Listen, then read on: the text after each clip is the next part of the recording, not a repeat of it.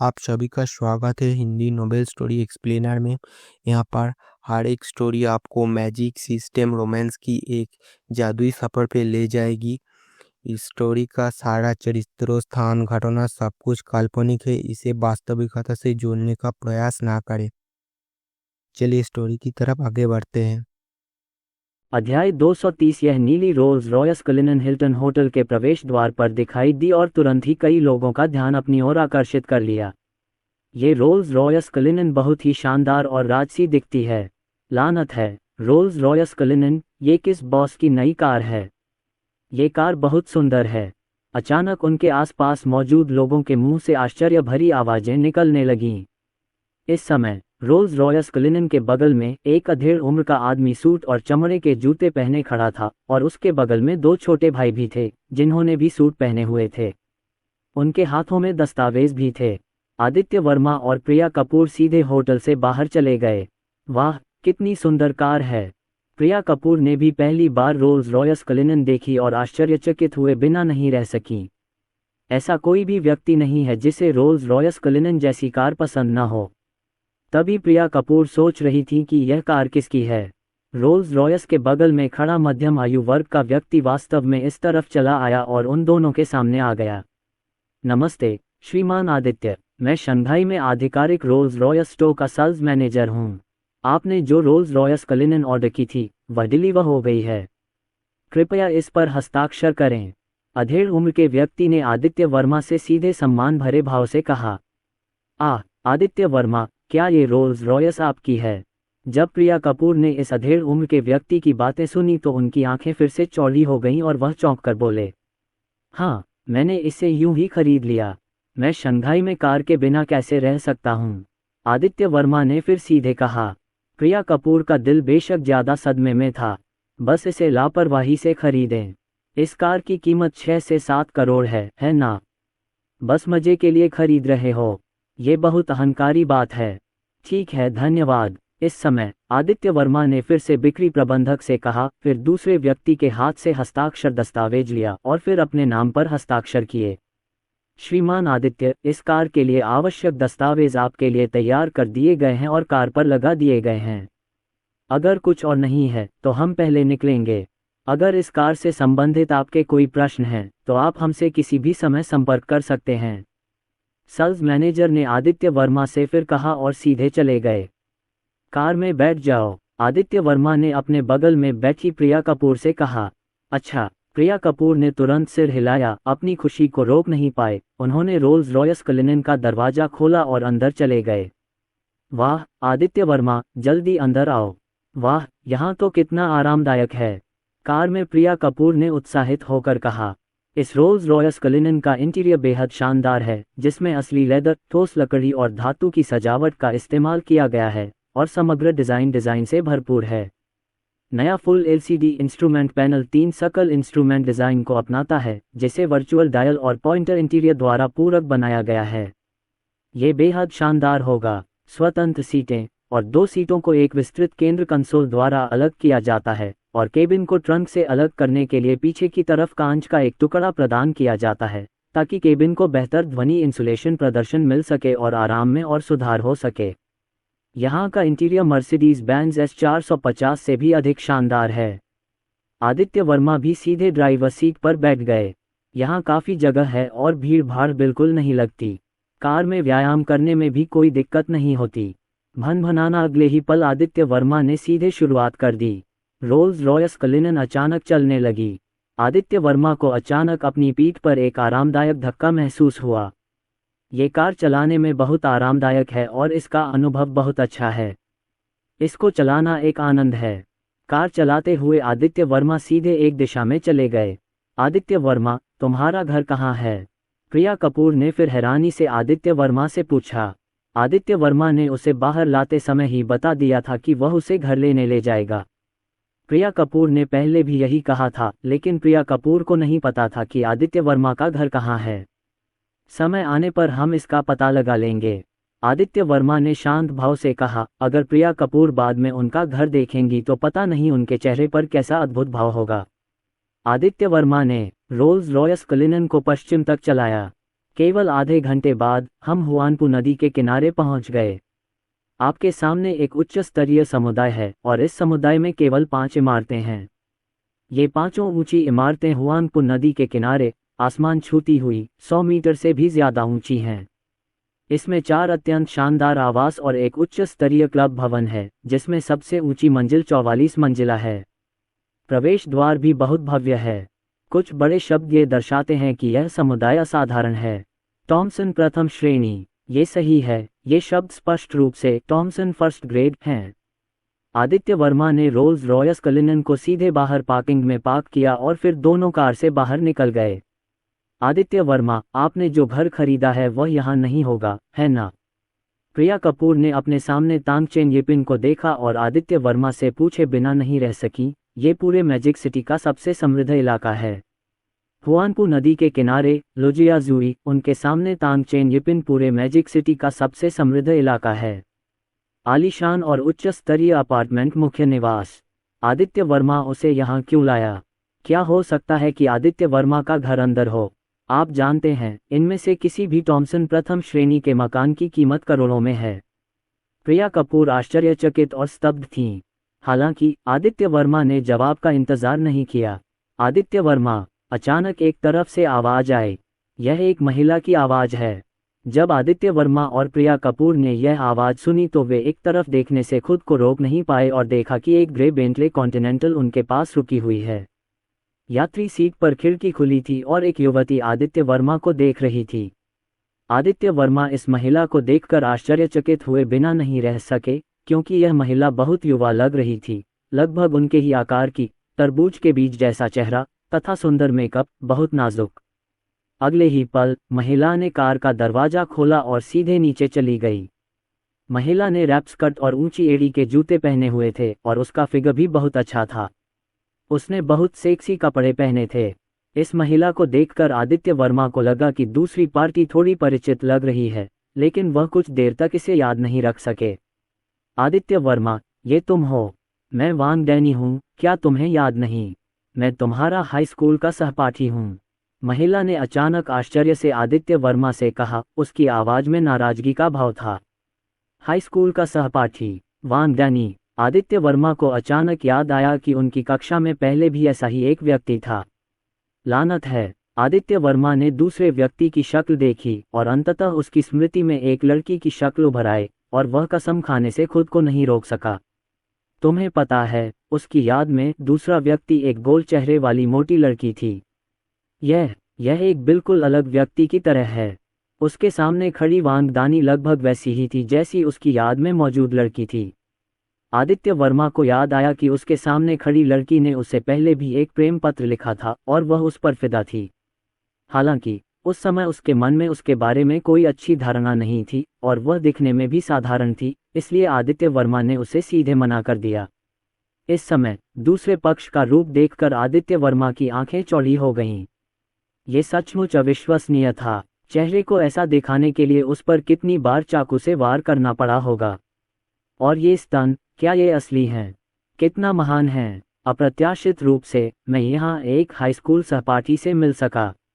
आदित्य वर्मा, तुम यहाँ magic city में क्यों हो? बहुत समय हो गया। तुम अभी क्या कर रहे हो? वांग डैनी ने तुरंत आदित्य वर्मा से पूछा। उसकी आवाज में एक अजीब सा रंग भर आया। उसे याद आया कि उसने पहले भी आदित्य वर्मा से अपने प्यार का इजहार किया था, लेकिन इस आदित्य वर्मा ने उसे ठुकरा दिया था।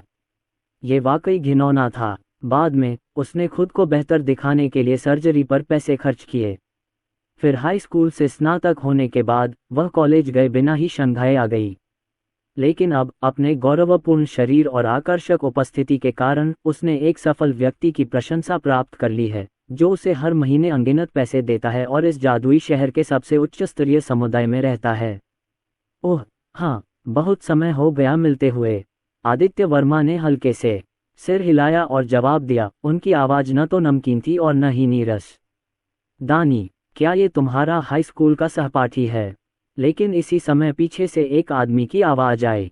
आवाज का पीछा करते हुए आदित्य वर्मा और प्रिया कपूर ने एक अधेड़ उम्र के आदमी को देखा, जो 40-50 साल का लग रहा था, चश्मा पहने हुए, बड़ा पेट लिए और हाथ में रोलेक्स घड़ी लिए हुए। वह एक कामयाब आदमी लग रहा था। वह बेंटले कॉन्टिनेंटल से उतरा और उनके पास चला आया। अच्छा प्रिय, यह मेरा हाई स्कूल का सहपाठी आदित्य वर्मा है, वांग डैनी ने तुरंत कहा। इसके तुरंत बाद वांग डैनी ने आदित्य वर्मा का पुनः परिचय कराया। आदित्य वर्मा, ये मेरे पति होंग तियान नियू हैं। ये तियान होंग टेक्सटाइल के मालिक हैं और अरबों की संपत्ति के मालिक हैं। वांग डैनी की आवाज़ में गर्व का भाव था, मानो वह किसी ऐसी चीज़ का परिचय दे रही हो जिस पर उन्हें गर्व हो। तियान होंग टेक्सटाइल ग्रुप दुनिया के सबसे बड़े कोर्सपूर्ण सूती वस्त्र आपूर्तिकर्ताओं में से एक है। यह उच्च मूल्यवर्धित फैशनेबल सूती वस्त्रों के निर्माण और बिक्री में विशेषज्ञता रखता है। होंग तियाननियू इसके प्रमुख हैं और उनकी संपत्ति अरबों में है। प्रमुख वांग डानी की मुलाकात भी संयोग से होंग तियाननियू से हुई। अपने गौरवशाली व्यक्तित्व और रूप रंग से उसने तुरंत ही दूसरों की प्रशंसा प्राप्त कर ली और फिर सूची में शामिल हो गई। यद्यपि उसने कहा कि वह उसका पति है, वास्तव में उसने और दूसरे पक्ष ने अभी तक ये साबित नहीं किया था। ओह नमस्ते, आदित्य वर्मा ने जब दूसरे पक्ष का परिचय सुना तो हल्के से सिर हिलाकर जवाब दिया, लेकिन उनकी आंखों में एक अजीब सा भाव था। कितने अरबों की संपत्ति है इसकी? ये तो बहुत बढ़िया है, लेकिन आदित्य वर्मा की नज़र में ये कुछ भी नहीं है। पति, ये पति काफ़ी बुरा है। आदित्य वर्मा, ये कौन है? लेकिन तभी वांग डैनी का ध्यान आदित्य वर्मा के बगल में खड़ी प्रिया कपूर की ओर गया। उसकी आंखों में एक अजीब सा रंग चमक उठा और उसने तुरंत आदित्य वर्मा से पूछा। हालांकि दूसरे व्यक्ति ने चश्मा पहना हुआ था, फिर भी ये देखा जा सकता था कि वह बहुत सुंदर लग रहा था और उसका फिगर भी बेहद पतला था। इससे वांग डैनी फिर से घबरा गए और तुलना की भावना से खुद को रोक नहीं पाए। मैं उसकी प्रेमिका हूँ। आदित्य वर्मा कुछ बोल पाते उससे पहले ही प्रिया कपूर बोल पड़ी और सीधे बोल पड़ी। प्रिया कपूर की बातें सुनकर वांग डैनी को फिर से ठंड महसूस हुई। आदित्य वर्मा इतनी खूबसूरत प्रेमिका पाने में सक्षम थे। गुंजन, लेकिन क्या हुआ? उसे तो इससे भी बेहतर मिला। आखिरकार ये दुनिया पैसे पर केंद्रित दुनिया है। उसके बगल में होंग तियाननियू नाम के मध्यम आयु वर्ग के व्यक्ति ने अपना ध्यान फिर से प्रिया कपूर की ओर मोड़ा और उसकी आंखें अचानक घनी हो गईं, एक अजीब रंग की चमक के साथ। इस लड़के की गर्लफ्रेंड बहुत खूबसूरत है, वांग डैनी से भी ज्यादा खूबसूरत, जिसके साथ वो उसके बगल में सोया था। खासकर उसके शरीर का आभामंडल, वो किसी देवी जैसी है। भले ही उसने धूप का चश्मा पहना हो, फिर भी आप बता सकते हैं कि सामने वाले का रूप रंग बिल्कुल बेहतरीन है। अनायास ही होंग तियाननियू के मन में एक विचार आया। औरत जैसे कपड़े, जब तक तुम्हारे पास पैसे हैं तुम उन्हें कभी भी बदल सकते हो।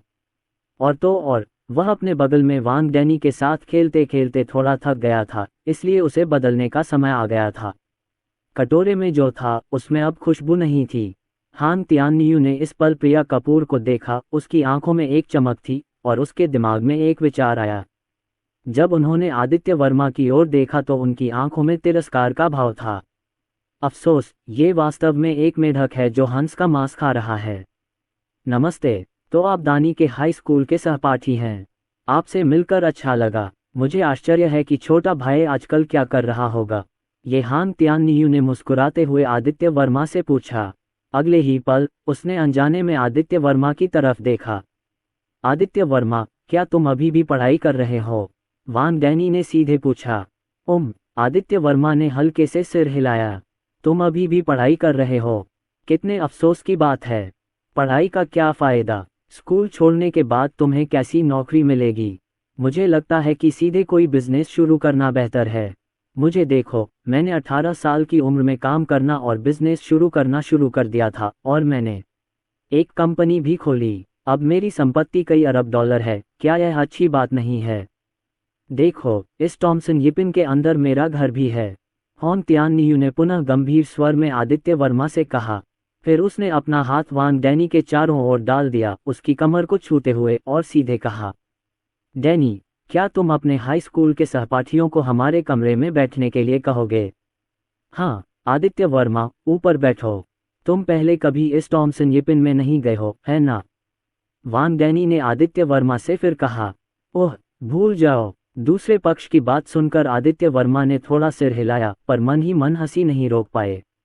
क्या घर दिखाना है? आदित्य वर्मा, इस घर की कीमत मेरे पति ने 16 करोड़ रुपए लगाई है। आप जिंदगी भर पैसे कमाएं, तब भी शायद इसे नहीं खरीद पाएंगे। अंदर जाकर इसे देखना बुरा नहीं है। वांग डैनी ने आदित्य वर्मा से फिर कहा। वह चाहते थे कि आदित्य वर्मा भी उनके पीछे आएं। हे। दूसरे पक्ष की बात सुनकर आदित्य वर्मा फिर हंस पड़े। मैं ये कहना भूल गया, वास्तव में मैं यहाँ का मालिक भी हूँ। आदित्य वर्मा ने फिर हल्के से कहा। क्या आप तो इस जगह के मालिक भी हैं? ये कैसे संभव है? आदित्य वर्मा, आप यहाँ घर कैसे खरीद सकते हैं? वांग डैनी असंतुष्ट दिखे। यहाँ तक कि उनके बगल में बैठी प्रिया कपूर भी आदित्य वर्मा की बातों से हैरान रह गईं। क्या आदित्य वर्मा का यहाँ सचमुच घर है?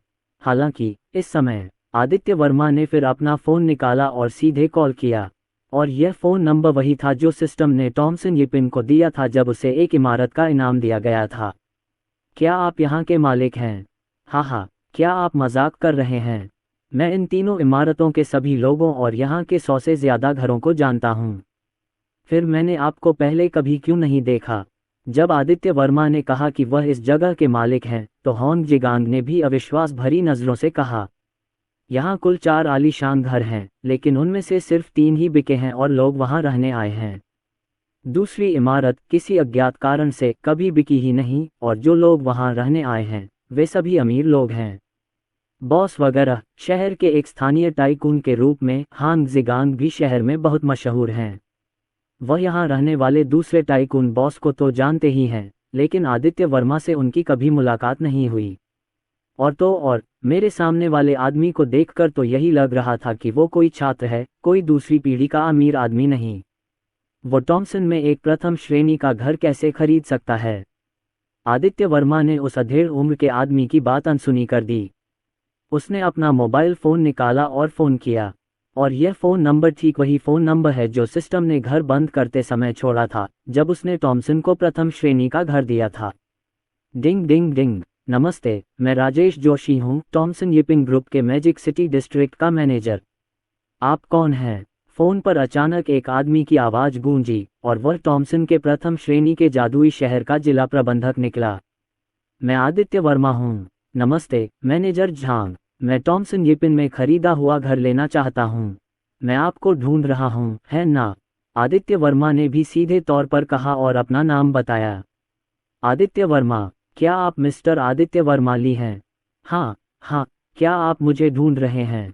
आप अभी कहाँ हैं? आदित्य वर्मा की आवाज़ सुनकर फ़ोन पर मौजूद व्यक्ति अचानक चौंक गया। उसकी आवाज़ में आश्चर्य का भाव था, और उसने तुरंत आदित्य वर्मा से पूछा। मैं अब टॉमसन यिपिन के दरवाजे पर हूँ। आदित्य वर्मा ने फिर सीधे कहा।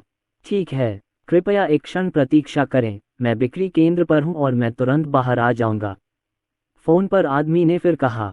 ठीक है, आदित्य वर्मा ने जवाब दिया और सीधे फ़ोन काट दिया।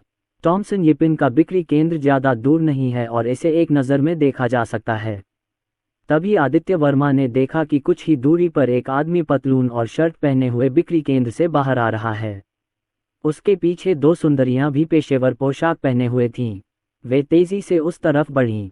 वह आदमी चौंक गया। वह टॉमसन यिपिन का जिला प्रबंधक राजेश जोशी था। अभी अभी आदित्य वर्मा का फ़ोन सुनकर अचानक उसके दिल में उथल पुथल मच गई। आदित्य वर्मा कौन है? ये टॉमसन यिपिन के बड़े मालिक हैं, एक बेहद अमीर इंसान जिसने एक पूरी इमारत खरीद ली है। आपको तो पता ही होगा कि यहाँ किसी भी घर की कीमत करोड़ों में होती है, या यूं कहें कि करोड़ों में, और ये आदित्य वर्मा तो सीधे किसी इमारत पर कब्जा कर सकता है।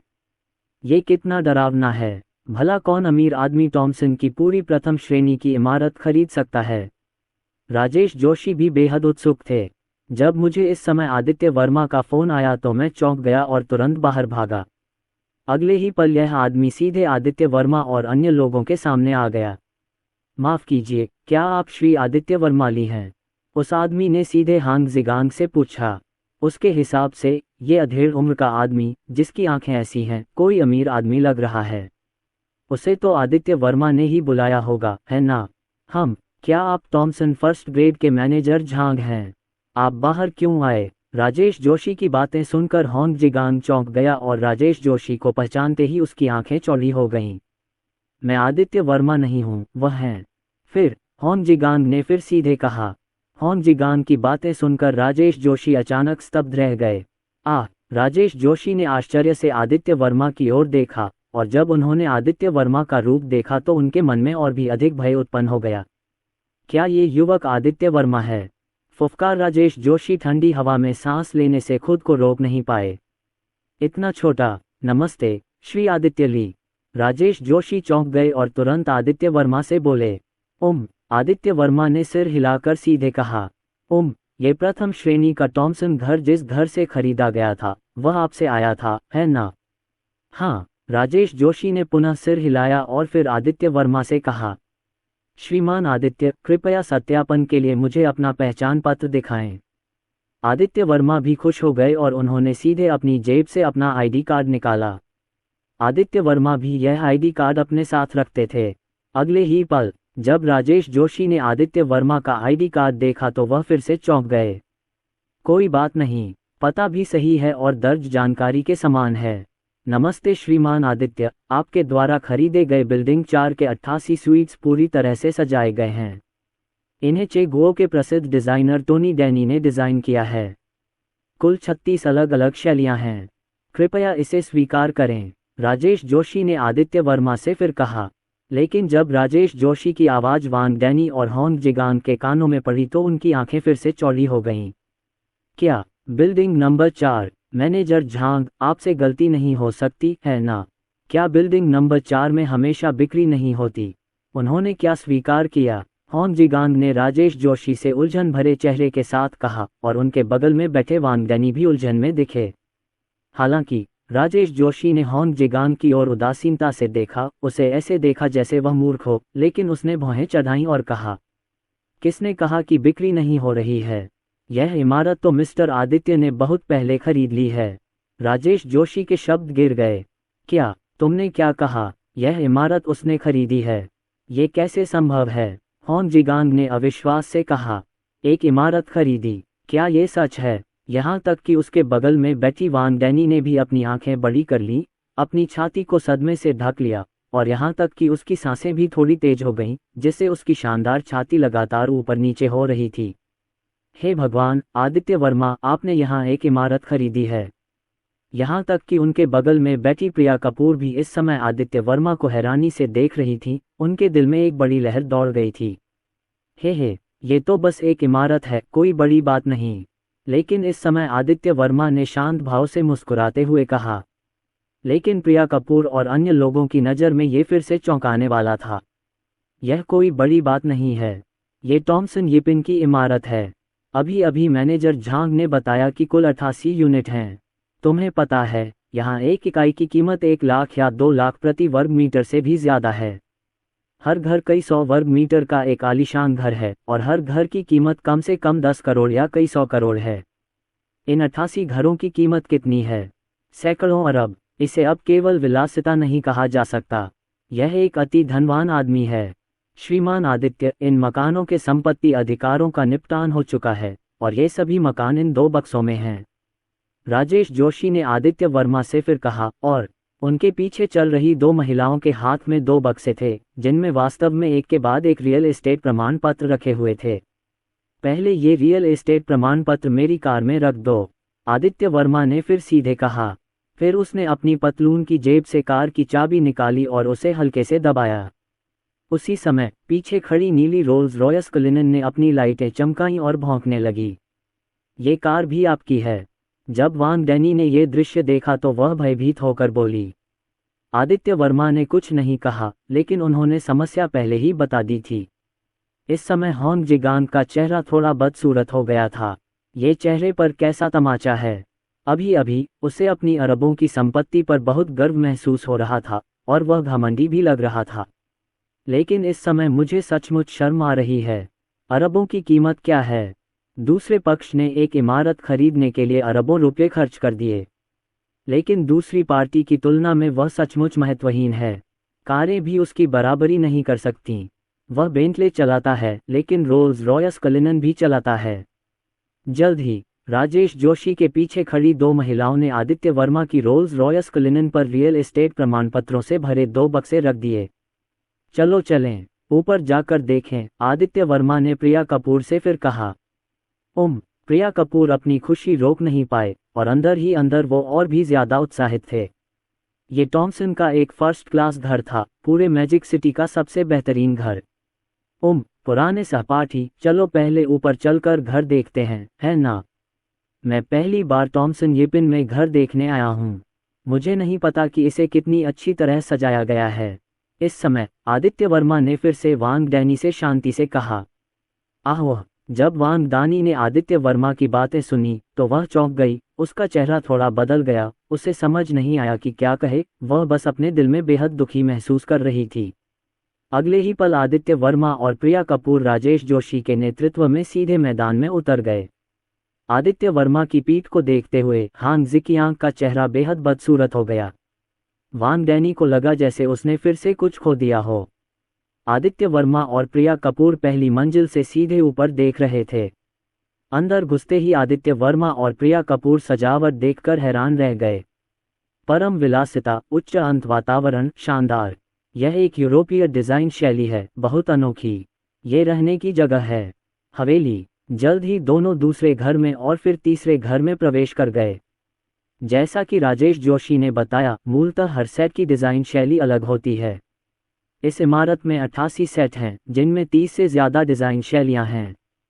यहाँ तक कि प्रत्येक घर की सजावट पर भी संभवतः लाखों या करोड़ों रुपए खर्च होते हैं। आप जितना ऊपर जाएंगे, दृश्य उतना ही व्यापक होता जाएगा और सजावट उतनी ही शानदार होती जाएगी। विशाल लिविंग रूम में पूरी तरह से पारदर्शी फर्श से छत तक की खिड़की और एक विशाल बालकनी है, जहां से शंघाई का 180 डिग्री का नज़ारा देखा जा सकता है। डिजाइनर ने एक घुमावदार रेस्टोरेंट भी डिजाइन किया है जो मानवीय तरीके से बनाया गया है, जिससे निवासी कई कोनों से बंद और हुआंगपो नदी के खूबसूरत नज़ारों का आनंद ले सकते हैं। स्वाद और नज़ारे का दोहरा आनंद लें। प्रत्येक सेट को अनोखे तरीके से सजाया गया है, जिससे लोग इसे बेहद पसंद कर रहे हैं। लेकिन आदित्य वर्मा के पास कुल 88 सेट हैं।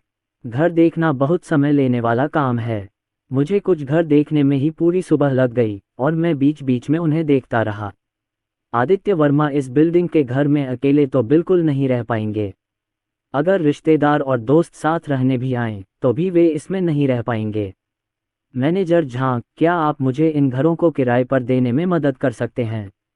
आदित्य वर्मा ने राजेश जोशी से फिर सीधे पूछा। इतने सारे घरों के साथ उन्हें किराए पर देना एक अच्छा विकल्प है। बस हर महीने किराया इकट्ठा करें, जो अच्छी खासी कमाई भी है। जरूर। आदित्य वर्मा की बात सुनते ही राजेश जोशी ने तुरंत सिर हिला दिया। ये तो बढ़िया है। आप ये सारे घर मुझे किराए पर दे सकते हैं और मैं ऊपर वाला बड़ा घर अपने लिए रख सकता हूँ। आदित्य वर्मा ने फिर सीधे कहा। तो यह एक बहुत ही सुखद निर्णय था। मेरे जाने का लगभग समय हो गया है। आदित्य वर्मा ने अचानक अपने बगल में खड़ी प्रिया कपूर से कहा। क्या तुम जा रहे हो? जब प्रिया कपूर ने आदित्य वर्मा की बातें सुनी तो वह अचानक फिर से चौंक गए और उनके चेहरे का भाव थोड़ा बदल गया। हाँ, मैं कुछ दिनों से शंघाई में हूँ। लाल कालीन हट गया है और घर भी छीन लिया गया है। अब जाने का समय हो गया है। अभी भी कुछ काम बाकी हैं। आदित्य वर्मा ने फिर शांति से कहा। इस बार मैं रेड कारपेट पर प्रिया कपूर के साथ चलने और साथ ही घर लेने के लिए मैजिक सिटी आई थी। अब जबकि लाल कालीन हट चुका है और घर बंद हो चुका है, तो अब जाने का समय आ गया है। हाँ, ठीक है। अगली बार जब तुम्हारे पास समय हो तो शंघाई आकर मुझसे मिल लेना। जब मेरे पास समय होगा, मैं भी मुंबई वापस आ जाऊंगा। प्रिया कपूर ने भी गहरी आवाज में कहा, लेकिन उनके दिल में एक उदासी और एक अनिच्छा का भाव था। ऐसा ही होना चाहिए, आदित्य वर्मा ने भी मुस्कुराते हुए कहा। दोपहर के समय आदित्य वर्मा ने मेजबान की भूमिका निभाई और दोनों ने ओरिएंटल पल टावर के ऊपर स्थित घूमते हुए रेस्तरां में एक साथ पश्चिमी भोजन का आनंद लिया। इसके बाद आदित्य वर्मा हवाई अड्डे के लिए रवाना हो गए। यात्री सीट पर प्रिया कपूर बैठी थीं। आदित्य वर्मा ने पहले अकेले ही हवाई अड्डे जाने की योजना बनाई थी, लेकिन प्रिया कपूर ने उन्हें विदा करने पर जोर दिया। रोल्स रॉयस कलिनन तेजी से आगे बढ़ रही है। जल्द ही हम पुनः हवाई अड्डे पर पहुंच गए। आप इस कार को शंघाई में चला सकते हैं। मेरे पास वैसे भी बहुत सारी कारें हैं। आदित्य वर्मा ने प्रिया कपूर से सीधे कहा कि वो अपनी रोल्स रॉयस कलिनन इस जादुई शहर में प्रिया कपूर के लिए छोड़ रहे हैं। वैसे भी उनके पास बहुत सारी कारें हैं, तो अगली बार जब वो इस जादुई शहर में आएंगे तो उनके लिए ये सुविधाजनक रहेगा। आदित्य वर्मा की बातें सुनकर प्रिया कपूर अपने दिल में कुछ महसूस करने से खुद को रोक नहीं पाईं। प्रिया कपूर ने सिर हिलाया। मैं जा रहा हूँ, तुम वापस जाओ। अगले ही पल आदित्य वर्मा ने मुस्कुराते हुए प्रिया कपूर से फिर कहा, प्रिया कपूर ने फिर सिर हिलाया, लेकिन उसके सुंदर चेहरे पर कोई दिलचस्पी नहीं दिखी। आदित्य वर्मा ने कुछ और नहीं कहा, मुड़कर हवाई अड्डे की ओर चल पड़े। हालांकि इस समय आदित्य वर्मा, उसके पीछे से एक और महिला की आवाज आए और प्रिया कपूर ने आदित्य वर्मा को आवाज लगाए। क्या गलत? आदित्य वर्मा खुद को रोक नहीं पाए और आश्चर्य से प्रिया कपूर की ओर देखने लगे। लेकिन इस बार एक आकृति वास्तव में सीधे उसकी ओर झपटी, फिर सीधे आदित्य वर्मा की बाहों में कूद गई और आदित्य वर्मा को गले लगा लिया। कुआं, आदित्य वर्मा दंग रह गए। इससे पहले कि आदित्य वर्मा कोई प्रतिक्रिया दे पाते, लाल होंठ सीधे आदित्य वर्मा के होठों पर छप गए। एक क्षण में ही आदित्य वर्मा को अपने होठों पर अत्यंत कोमलता का स्पर्श महसूस हुआ। लानत है, फिर से चुंबन करने के लिए मजबूर, लेकिन काफी आरामदायक। क्या यह अलविदा चुंबन है? इससे पहले कि आदित्य वर्मा जवाब दे पाते, प्रिया कपूर पीछे हट गईं और उन्होंने आदित्य वर्मा का हाथ छोड़ दिया। मैंने देखा कि प्रिया कपूर का चेहरा शर्म से लाल हो गया था और वह बेहद खूबसूरत लग रही थीं। मुझे आप पसंद हो। प्रिया कपूर ने हिम्मत जुटाई और आदित्य वर्मा से बात कर अपने प्यार का इजहार किया। कुआं, आदित्य वर्मा फिर चौंक गए। ऐसे बहुत से लोग हैं जो मुझे पसंद करते हैं। तुरंत ही आदित्य वर्मा पुनः मुस्कुराए। तुम, लानत है। आदित्य वर्मा की बातें सुनकर प्रिया कपूर ने आदित्य वर्मा को फिर से घूरा और तुरंत गुस्सा हो गईं। हाँ, चलो चलें। अगले ही पल आदित्य वर्मा बिना पीछे देखे सीधे हवाई अड्डे में प्रवेश कर गए। आदित्य वर्मा बिना पीछे देखे हवाई अड्डे में चले गए, लेकिन उनके मुंह के कोने पर एक हल्की सी मुस्कान आ गई। अलविदा चुंबन, यह अच्छा लगता है। मेरी तरह सचमुच बहुत से लोग हैं जो मुझे पसंद करते हैं। आदित्य वर्मा सच कह रहे हैं। आदित्य वर्मा को यह उम्मीद नहीं थी कि प्रिया कपूर उन्हें सीधे किस करेंगी और अपनी गलती स्वीकार करेंगी। प्रिया कपूर ने आदित्य वर्मा के अंदर आते ही उसकी पीठ की ओर देखा, लेकिन वह इतनी गुस्से में थी कि उसने अपने पैर पटक दिए। प्रिया कपूर के मुंह से ठंडी सिसकारी निकली और उसके सुंदर चेहरे पर शर्म और गुस्से के भाव उभर आए। यह आदमी बहुत आत्ममुग्ध है ना? प्रिया कपूर का सुंदर चेहरा भी जल रहा था। उसे उम्मीद नहीं थी कि वह भी इतनी बोल्ड है, आवेगशील, लेकिन यह उसके दिल का सबसे वास्तविक विचार भी था। आदित्य वर्मा सचमुच उसके दिल में सबसे आदर्श प्रेमी उम्मीदवार है। वो न सिर्फ हैंडसम हैं, बल्कि बहुत उदार भी हैं। प्रिया कपूर आदित्य वर्मा के साथ बेहद सुरक्षित महसूस करती हैं। तो प्रिया कपूर को लगा कि उन्हें पहल करनी होगी, तो अभी ये दृश्य था। लेकिन इस समय प्रिया कपूर अपनी ही की गई हरकत से डर गई थीं। उसने अपना पहला चुंबन 20 साल से अधिक समय तक संभाल कर रखा था, लेकिन उसने उसे इस तरह दे दिया। प्रिया कपूर को फिर से अपनी सबसे अच्छी दोस्त नेहा कपूर की याद आई।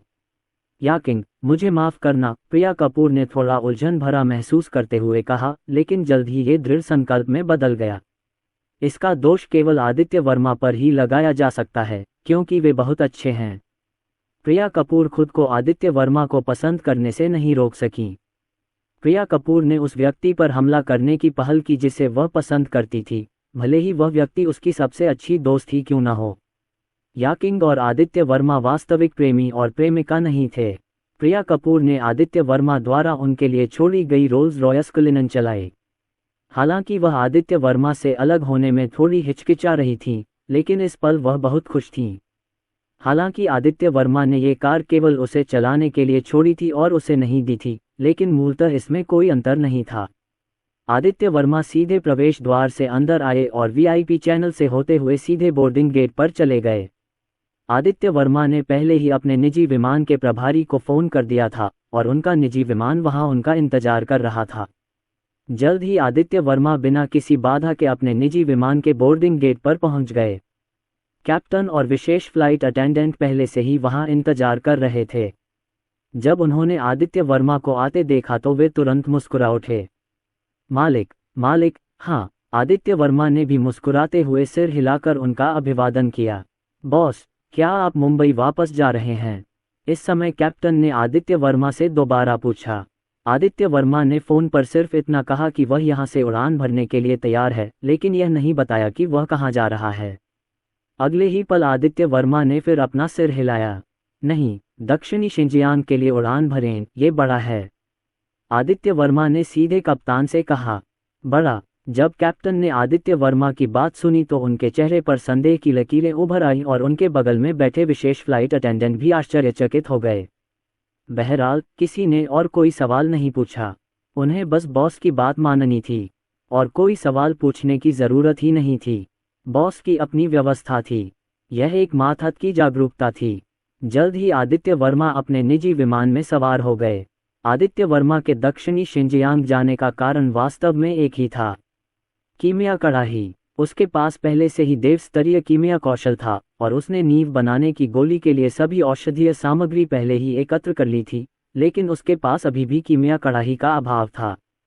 सिद्धार्थ जैनरेन के मुंह से आदित्य वर्मा को पता चला कि दक्षिणी शिनजियांग में उन जनजातियों के कबीलों में कई कीमिया कड़ाही मौजूद थीं। इसलिए आदित्य वर्मा कीमियागार की खोज के लिए दक्षिणी शिनजियांग गए। कुछ ही देर बाद विमान ने सीधे उड़ान भर ली। आदित्य वर्मा सोफे पर लेट गए, आंखें बंद कर लीं और मन को शांत कर लिया। उनके बगल में आदित्य वर्मा की सेवा के लिए दो खास परिचारिकाएं मौजूद थीं, एक उनके कंधे सहला रही थी और दूसरी उनकी पीठ दबा रही थी। यह एक अतुलनीय आनंद था। जिंदगी बस ऐसी ही है। जब तक हो सके इसका आनंद लो, जब चाहिए तब भी इसका आनंद लो। मोडू से दाली तक उड़ान भरने में 3 घंटे से अधिक समय लगा। ये दाली दक्षिणी शिनजियांग में एक बेहद समृद्ध जगह है, जहाँ के दृश्य बेहद खूबसूरत हैं। यहाँ एक प्राचीन शहर भी है जो पूरे दाहुआ देश में बेहद प्रसिद्ध है, दाली प्राचीन शहर। यहाँ का आसमान अक्सर नीला और धूप वाला होता है। यहाँ एक बहुत प्रसिद्ध झील भी है, जिसका नाम येहू है, क्योंकि यह झील रात में सबसे सुंदर होती है और रात का दृश्य सबसे सुंदर होता है, इसलिए इसका नाम येहू रखा गया है। यहाँ दाली प्राचीन शहर के बगल में एक पहाड़ भी है, जो बहुत प्रसिद्ध है। इसका नाम कैंगशान है। रंग बिरंगे बादलों के दक्षिण में नीले आकाश के नीचे स्थित एक पहाड़ कैंगशान है। नीला आकाश, विशाल जंगल और दाली हवाएं। ये बहुत साफ है। इस कैंगशान को सीमा मानकर एक और येहू के किनारे स्थित एक आधुनिक शहर है और दूसरी ओर कई प्राचीन कबीले हैं जो प्राचीन काल से चले आ रहे हैं। आदित्य वर्मा अपने निजी विमान से उतरे और हवाई अड्डे से बाहर जाने के लिए तैयार हुए। लेकिन इस समय एक परिचारिका सूटकेस लेकर उसके सामने चल रही थी। ये परिचारिका लंबी है और उसका स्वभाव लाजवाब है। उसकी छोटी और सुंदर नाक, सफ़ेद जेड की मूर्ति जैसी सफ़ेद दांत और चमकदार आंखें और सफ़ेद अंडाकार चेहरा है। वह निश्चित रूप से एक देवी है। उसका रूप उसके निजी विमान की विशिष्ट परिचारिकाओं से भी ज्यादा उत्कृष्ट है। यदि आप उपस्थिति के आधार पर अंक प्राप्त करते हैं, तो यदि पूर्ण अंक 100 है, तो उसके सामने इस परिचारिका की उपस्थिति कम से कम 90 अंक से ऊपर है। जैसे ही आदित्य वर्मा ने इस परिचारिका को देखा, तो उनके मुंह से आश्चर्य की आवाज निकली, क्योंकि आदित्य वर्मा ने इस परिचारिका को पहले भी देखा है। क्या यह मुंबई से मुंबई की उड़ान के प्रथम श्रेणी केबिन में वही परिचारिका नहीं है जब उनके पास निजी जेट नहीं था? उस समय उसने उन्हें कई तरह की उच्च गुणवत्ता वाली सेवाएं भी प्रदान की, जिनका उन पर गहरा प्रभाव पड़ा।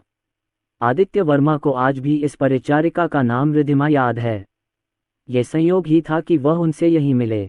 लेकिन आदित्य वर्मा को इससे भी अधिक आश्चर्य इस बात पर हुआ कि इस समय रिधिमा के सिर पर एक बड़ा विस्मयादिबोधक चिन्ह था, जो एक ऐसी चमक बिखेर रहा था जिसे केवल आदित्य वर्मा ही देख सकता था। बख्शीश, क्या यह एक चलने योग्य टिप नहीं है? वह उससे फिर मिला, लेकिन आदित्य वर्मा को याद आया कि पिछली बार रिधिमा के सिर पर ऐसा कोई निशान नहीं था। उसके सामने खड़ी रिधिमा ने अभी तक उसे नहीं देखा था और वह अपना सामान लेकर जल्दी में उसके पास से गुजरने ही वाली थी कि आदित्य वर्मा ने सीधे चिल्लाकर कहा, सुंदरता। जब आदित्य वर्मा चिल्लाया तो रिधिमा की भौहें अचानक तन गईं, लेकिन फिर भी उसने अपना सिर झुकाया और आदित्य वर्मा की आवाज की दिशा में देखा। अगले ही पल रिधिमा की खूबसूरत आंखें अचानक चौड़ी हो गईं और लियान शान ने भी आश्चर्य व्यक्त किया। मिस्टर आदित्य, आप यहाँ क्यों हैं? रिधिमा ने अविश्वास से आदित्य वर्मा से कहा। उसे बहुत आश्चर्य हुआ, लेकिन साथ ही उसके दिल में बहुत सुखद आश्चर्य भी हुआ। वह आदित्य वर्मा से भी प्रभावित थीं। वह भी इस आदित्य वर्मा से बेहद प्रभावित थीं, यहाँ तक कि बेहद अविस्मरणीय भी। मेरे सामने जो युवक है, वह बिरला ग्रुप, कोलकाता का प्रमुख शेयरधारक और अध्यक्ष है, और वह बहुत प्रसिद्ध अमेरिकी एयरलाइन मिडा एयरलाइंस का बॉस भी है। आखिरी बार के बाद रिधिमा को लगा कि अब वो आदित्य वर्मा से कभी नहीं मिल पाएगी। पिछली बार फ्लाइट में उसने पहली बार किसी लड़के के साथ पहल भी की थी, लेकिन अंत में उसे कुछ हासिल नहीं हुआ। उसे ये भी लग रहा था कि उसने एक बहुत बड़ा मौका गंवा दिया है। ये सोचकर वह अक्सर आहें भरती थी, लेकिन उसे उम्मीद नहीं थी कि वह आज उससे मिलेगी। क्या ये भाग्य है? क्या संयोग है? क्या भाग्य है? इस समय आदित्य वर्मा ने मुस्कुराते हुए रिद्धिमा से फिर कहा, हाँ, क्या संयोग है मिस्टर आदित्य, आप भी यहाँ क्यों हैं? रिद्धिमा के चेहरे पर एक उज्ज्वल मुस्कान आ गई और वह दिल में बहुत खुश थी। उन्होंने ये भी कहा कि उनके साथ रहना उनके भाग्य में लिखा था। ये सचमुच भाग्य है। उसके पास से गुजरने वाले सभी पुरुषों की निगाहें इस समय सीधे उस पर टिकी हुई थीं, और वे सभी अपने दिलों में एक पुरुष की चाहत महसूस करते हुए रिद्धिमा पर टिकी हुई थीं। ये परिचारिका अत्यंत आकर्षक, अत्यंत सुंदर है। लेकिन इस समय आदित्य वर्मा की भौहें थोड़ी सिकुड़ गईं। इस समय आदित्य वर्मा ने अचानक रिद्धिमा की भौहों के बीच गहरे लाल रंग की झलक देखी और उसकी आंखों में अचानक हरे रंग की रोशनी चमक उठी। लेकिन रिद्धिमा की प्रतिक्रिया तात्कालिक थी और यह एक झटके में गुजर गई, जैसे कि यह कभी हुआ ही न हो, और यह बहुत सामान्य लग रही थी। लेकिन आदित्य वर्मा का दिल अचानक पिघल गया। सामान्य नहीं है, इसमें कुछ गड़बड़ है रिद्धिमा। एक रसायन विद्या के ज्ञाता होने के नाते आदित्य वर्मा की धारणा पहले से ही बहुत तीव्र थी और उन्हें अचानक महसूस हुआ कि उनके सामने मौजूद सुंदर परिचारिका रिद्धिमा के शरीर में कुछ गड़बड़ है। लेकिन आदित्य वर्मा को कुछ देर तक ये दिखाई नहीं दिया। शायद वह रिद्धिमा के शरीर को छूकर और अपनी अनुभूति को रिद्धिमा के शरीर में प्रवेश कराकर ही विशिष्ट स्थिति जान पाया था। क्या ऐसा हो सकता है कि सिस्टम द्वारा दिया गया विस्मयादिबोधक चिन्ह इसी बारे में हो? अरे, यहाँ कुछ करने आए हो? आदित्य वर्मा ने रिद्धिमा से फिर शांति से कहा। बोलते समय उसकी नज़र अनजाने में रिद्धिमा के सिर के ऊपर लगे अनुस्मारक पर पड़ गई। इसके बाद सिस्टम ने आदित्य वर्मा के बैंक खाते से 20,000 रुपये और काट लिए। डिंग डोंग, आपके सामने खड़ी इस खूबसूरत परिचारिका को जादू टोने से जहर दिया गया है। अगर आप ज़्यादा जानकारी चाहते हैं तो कृपया पर क्लिक करें। अगले ही क्षण सिस्टम प्रॉम्प्ट पुनः बज उठा। रिद्धिमा के बारे में एक सिस्टम प्रॉम्प्ट प्रकट हुआ। आदित्य वर्मा इस त्वरित संदेश को देखकर हैरान रह गए। क्या इस रिद्धिमा को सचमुच जहर दिया गया था? चुड़ैल का जहर। जादू टोने का जहर एक हानिकारक तकनीक है जिसका उपयोग जादू टोने में विशेषज्ञता रखने वाले लोग करते हैं। आदित्य वर्मा ने केवल ये सुना था कि यह दक्षिणी शिनजियांग में बहुत प्रसिद्ध है, लेकिन आदित्य वर्मा को उम्मीद नहीं थी कि यह वास्तव में अस्तित्व में है, और जब वह दक्षिणी शिनजियांग आए तो उन्होंने उससे मुलाकात की थी। आदित्य वर्मा को भी यह उम्मीद नहीं थी कि उसके सामने खड़ी खूबसूरत परिचारिका वास्तव में जादू टोने के प्रभाव में है। ऐसा लग रहा था कि कोई उसे नुकसान पहुंचाना चाहता था या उससे कुछ करवाना चाहता था। सौभाग्यवश मैं स्वयं से मिला। बस यही कहा जा सकता है कि ये सचमुच किस्मत है। ये रिद्धिमा बहुत भाग्यशाली है। अब जब उसका सामना इस समस्या से हो गया है तो आदित्य वर्मा को इसका पता लगाना होगा और उसे कम से कम रिद्धिमा की इस जादू टोने को सुझाने में मदद करनी होगी। अगले ही पल आदित्य वर्मा ने तीर पर क्लिक कर दिया। अधिक त्वरित संदेश फिर से प्रकट हुए। जादू टोना और वूडू की कला जादू टोने और वूडू में विभाजित है।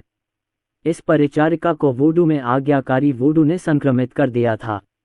उसके शरीर में एक वूडू कीट लगाया गया है। यदि आप वूडू को हटाने की कला प्राप्त करना चाहते हैं तो कृपया पर क्लिक करें। ये प्रणाली एक प्रणाली होने के योग्य है और इसने इस समय रिद्धिमा के शरीर में जादू टोना को स्पष्ट रूप से समझाया है। आदित्य वर्मा अचानक फिर चौंक गए। क्या ये जादू टोने में वूडू है? वास्तव में वूडू होते हैं। आदित्य वर्मा ने आंखों में चमक लाते हुए धीरे से कहा, जैसा कि नाम से ही स्पष्ट है, आज्ञाकारी गो एक ऐसा वूडू है जो लोगों को आज्ञाकारी बनाता है। ये प्रतिद्वंद्वी के शरीर में मौजूद वूडू के माध्यम से प्रतिद्वंद्वी को नियंत्रित करने के उद्देश्य को प्राप्त कर सकता है। भले ही वह पास में न हो, वह दूर से ही वूडू को सीधे नियंत्रित कर सकता है, जिससे प्रतिद्वंद्वी के कार्यों को दूर से ही रोका जा सकता है। उसके सामने खड़ी रिद्धिमा के शरीर में गू कीड़ा लगा हुआ था। आदित्य वर्मा की आंखें अचानक फिर से सिकुड़ गईं। ये कितना बुरा वूडू है। बिना किसी हिचकिचाहट के आदित्य वर्मा ने फिर से नीचे तीर पर क्लिक किया। डिंग डोंग, जहर निकालने की विधि प्राप्त करें। सबसे पहले जहर लगाने वाले को मार दें और जहर सीधे मर जाएगा। दूसरा, प्रतिद्वंद्वी के शरीर में प्रवेश करने के लिए वज्र की शक्ति को प्रेरित करें, जहर को मार दें और जहर लगाने वाले को गंभीर रूप से घायल कर दें। सिस्टम की बीप तुरंत बजी और संदेश फिर से प्रकट हुआ। यह जहर निकालने का तरीका था और सिस्टम ने आदित्य वर्मा को सीधे जहर निकालने के 2 तरीके बता दिए। पहला तरीका यह है कि जिस व्यक्ति ने जहर दिया है उसे सीधे मार दिया जाए और फिर रिद्धिमा में मौजूद जहर स्वाभाविक रूप से ठीक हो जाएगा। दूसरा वास्तव में वज्र की शक्ति को रिद्धिमा के शरीर में प्रवेश करने और गू कीट को मारने के लिए प्रेरित करना चाहता था। गू कीड़े भी विष डालने वाले की आध्यात्मिक शक्ति से पोषित होते हैं। आध्यात्मिक शक्ति का प्रयोग मूलतः व्यर्थ है और उन्हें केवल वज्र की शक्ति से ही जलाया जा सकता है। जहां तक वज्र की शक्ति का सवाल है, आदित्य वर्मा ने बहुत पहले ही 9 स्वर्गों की वज्र तकनीक प्राप्त कर ली थी। थोड़ी सी वज्र शक्ति का उपयोग करना आसान नहीं था। सबसे बड़ी समस्या वज्र को रिद्धिमा के शरीर में आकर्षित करना था। मिस्टर आदित्य, आप दाली में कितने दिन रहेंगे? इस समय रिद्धिमा ने आदित्य वर्मा से फिर पूछा। उसने ये सवाल इसलिए पूछा क्योंकि रिद्धिमा दरअसल आदित्य वर्मा के साथ लंबी दूरी की यात्रा करना चाहती थी और अब उसकी एक छोटी दूरी की फ्लाइट है और वह दोपहर में यहाँ वापस आएगी। मुझे लगता है कि मैं 1 या 2 दिन और रुकूंगा, लेकिन अभी तक मैं निश्चित नहीं हूँ। आदित्य वर्मा ने फिर सीधे कहा। बहुत बढ़िया मिस्टर आदित्य, क्या हम आज रात साथ में खाना खा सकते हैं? आदित्य वर्मा की बातें सुनकर रिद्धिमा ने फिर पूछा। बेशक, इसमें कोई समस्या नहीं है, लेकिन क्या आप आज काम पर नहीं जाएंगे? आदित्य वर्मा ने मुस्कुराते हुए कहा, यह एक राउंड ट्रिप है और मैं दोपहर में दाली वापस आ जाऊंगा। रिद्धिमा ने फिर सीधे स्वर में कहा, उसकी आवाज में खुशी का भाव था। तो फिर मैं पहले अंदर जाऊंगा श्रीमान आदित्य, और बाद में आपसे संपर्क करूंगा। इसके तुरंत बाद रिद्धिमा ने फिर कहा और फिर पहले एयरपोर्ट जाने की तैयारी की। उसने और आदित्य वर्मा ने एक दूसरे के फ़ोन नंबर भी छोड़ दिए और वीचैट भी जोड़ दिया ताकि दोपहर में वापस आने पर वे एक दूसरे से सीधे संपर्क कर सकें। एक पल इंतजार करें, लेकिन इसी समय आदित्य वर्मा की आवाज़ फिर आई, सीधे रिद्धिमा को बुलाते हुए। रिद्धिमा ने आदित्य वर्मा को संदेह से देखा। क्या आप अस्वस्थ महसूस कर रहे हैं? आदित्य वर्मा ने रिद्धिमा से फिर पूछा।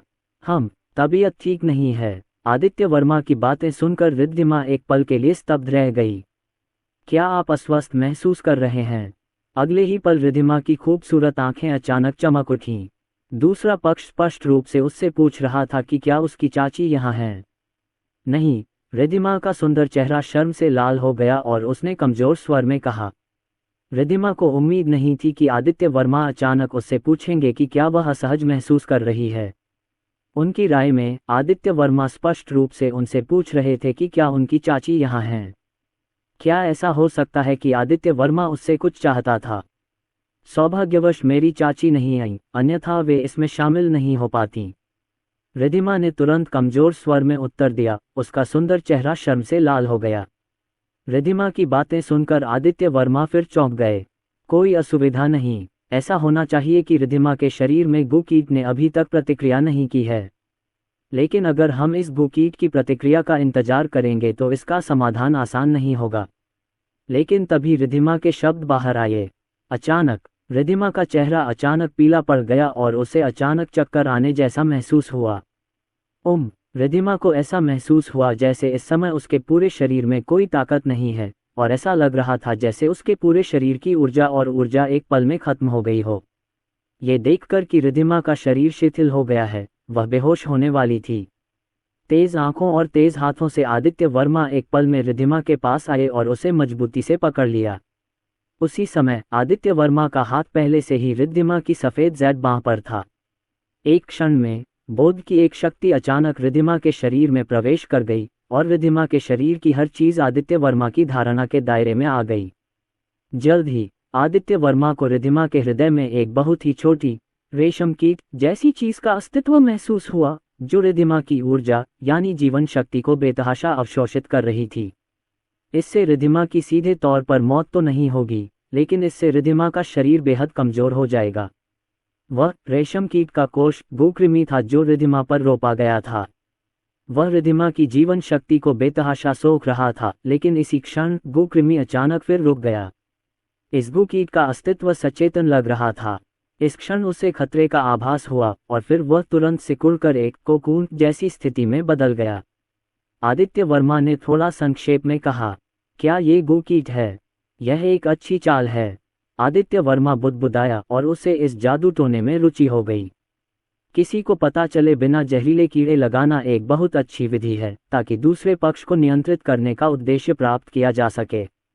हालांकि यह काफ़ी भयावह और बुरा लगता है, लेकिन अंततः जादू में अच्छाई और बुराई का कोई भेद नहीं होता। ये बुरा है या नहीं, ये जादू करने वाले पर निर्भर करता है। इसके तुरंत बाद आदित्य वर्मा ने आध्यात्मिक शक्ति की एक और किरण के साथ रिद्धिमा के शरीर में प्रवेश किया। रिद्धिमा के शरीर में कुछ शक्ति लौट आई और उसका चेहरा फिर से हल्का गुलाबी हो गया। तुम ठीक हो? आदित्य वर्मा ने तुरंत रिद्धिमा से दोबारा पूछा। गू ने रिद्धिमा को खाने का प्रयास करना बंद कर दिया और छिप गया। धन्यवाद, मुझे नहीं पता क्या हुआ। अभी मुझे थोड़ा चक्कर आ रहा था, लेकिन अब मैं काफ़ी बेहतर हूँ। रिद्धिमा ने तुरंत आदित्य वर्मा से कहा। उसके चेहरे पर फिर से एक प्यारी सी मुस्कान थी। वह बहुत आभारी थी। उसे पता नहीं क्यों, लेकिन पिछले 2 दिनों से उसे अक्सर चक्कर आ रहे थे। उसे लगता था कि ऐसा इसलिए है क्योंकि उसे पर्याप्त आराम नहीं मिला। ठीक है, मुझे चिकित्सा के बारे में थोड़ा बहुत पता है और मैं बता सकता हूँ कि आपके शरीर में कुछ गड़बड़ है। क्या मैं आपको आराम करने के लिए किसी होटल में ले जाऊँ? आदित्य वर्मा ने रिद्धिमा से फिर कहा कि यहाँ रिद्धिमा को डिटॉक्सिफाई करना असुविधाजनक होगा। बेहतर होगा कि होटल में जाकर रिद्धिमा को एक्यूपंक्चर दिया जाए। जब रिद्धिमा ने आदित्य वर्मा की बातें सुनी तो वह पुनः चौंकने से खुद को नहीं रोक सकी। होटल जाऊं, आराम करूं? निश्चित रूप से, जैसा कि उसने अभी सोचा था, दूसरा पक्ष बहुत सीधा था। लेकिन मुझे अभी भी एक फ्लाइट है। छोड़ो इसे, मैं अपनी बेइज्जती को बता दूंगी और उसे मेरा साथ देने दूंगी। रिद्धिमा ने फिर कमजोरी से कहा। वह मना करना चाहती थी, पर जब शब्द उसके होठों पर आए तो उसने दिल से हामी भर दी। उसे बस यही महसूस हुआ कि इस पल उसका सुंदर चेहरा और भी ज्यादा लाल हो गया था और वह और भी ज्यादा शर्मिंदा हो गई थी। अगले ही पल रिद्धिमा ने फिर से अपना फ़ोन उठाया और कॉल किया। जियालिन, मेरी तबीयत थोड़ी खराब है। आज कुनयान के लिए एक और उड़ान है। क्या तुम मुझे उड़ान भरने में मदद कर सकते हो? जब दूसरे पक्ष ने फ़ोन उठाया तो रिद्धिमा ने तुरंत फिर कहा, ये तो आपकी उदारता है। फ़ोन पर दूसरी तरफ मौजूद लड़की ने तुरंत सहमति दे दी, जिससे रिद्धिमा फिर से बेहद खुश हो गई। चल दर, आदित्य वर्मा ने पुनः कहा। रिद्धिमा ने आज्ञाकारी भाव से सिर हिलाया और फिर आदित्य वर्मा के पीछे हवाई अड्डे से बाहर चली गई। ठीक है, उस होटल में जाओ जिसे मैंने बुक किया है। मैंने अभी तक चेक आउट नहीं किया है। एयरपोर्ट से बाहर निकलकर रिद्धिमा ने आदित्य वर्मा से फिर कहा। कर सकना, आदित्य वर्मा ने सीधा जवाब दिया। परिणामस्वरूप वे दोनों टैक्सी लेकर उस होटल की ओर चल पड़े जहां रिद्धिमा ठहरी हुई थी। लगभग 20 मिनट में वे दोनों दलिदा सीव्यू होटल पहुंच गए। ये होटल नाइट लेक के किनारे पर स्थित है और इसका दृश्य बहुत सुंदर है। जब रिद्धिमा आदित्य वर्मा को अपने द्वारा खोले गए कमरे में ले गई तो रिद्धिमा का सिर अभी भी चक्कर खा रहा था और वह बहुत स्वप्निल महसूस कर रही थी। आज तुम्हें क्या हुआ? वह अपने कमरे में एक लड़के को ले आया। यह ऐसी बात है जो उसके साथ उसके पूरे जीवन में कभी नहीं हुई। ये कमरा एक प्रसिद्ध होटल की शैली में बहुत ही खूबसूरती से सजाया गया है और आप फर्श से छत तक की खिड़कियों से रात में झील का सुंदर दृश्य देख सकते हैं। कमरे में रिद्धिमा थोड़ी असहाय, थोड़ी परेशान, लेकिन साथ ही असमंजस में भी थी। लेकिन इस समय तुम्हें जहर दिया गया है। सामने से फिर आदित्य वर्मा की आवाज आई। गू जहर। आदित्य वर्मा की बातें सुनकर रिद्धिमा का चेहरा अचानक बदल गया। वह अक्सर दक्षिणी शिंजियांग जाती रहती थी और उसने स्थानीय जादू टोने के बारे में कुछ अफवाहें सुनी थीं।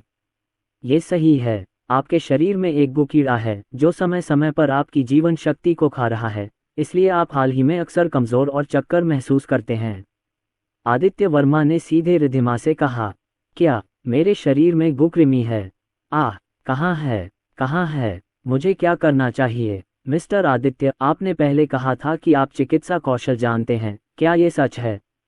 आदित्य वर्मा की बातें सुनकर रिद्धिमा का चेहरा एक पल में फिर पीला पड़ गया और पूरा व्यक्ति चौंक गया और घबराकर बोला। कोई आश्चर्य नहीं कि हाल ही में उसे अक्सर चक्कर आते थे। ये पता चला कि उसे गू द्वारा जहर दिया गया था। बिल्कुल ये सच है। आओ लेट जाओ, मैं तुम्हें कुछ इंजेक्शन लगा दूंगा और इस गू कृमि को मारने के बाद तुम ठीक हो जाओगे। आदित्य वर्मा ने पुनः कहा।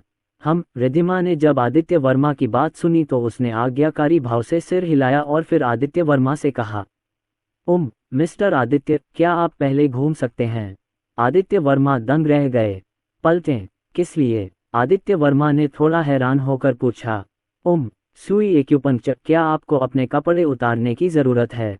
रिद्धिमा ने फिर से कमज़ोरी से कहा। उसका सुंदर चेहरा पहले से ही लाल हो रहा था, लेकिन उसके ज़ैद हाथों ने पहले ही उसकी शर्ट के बटन खोलने शुरू कर दिए थे।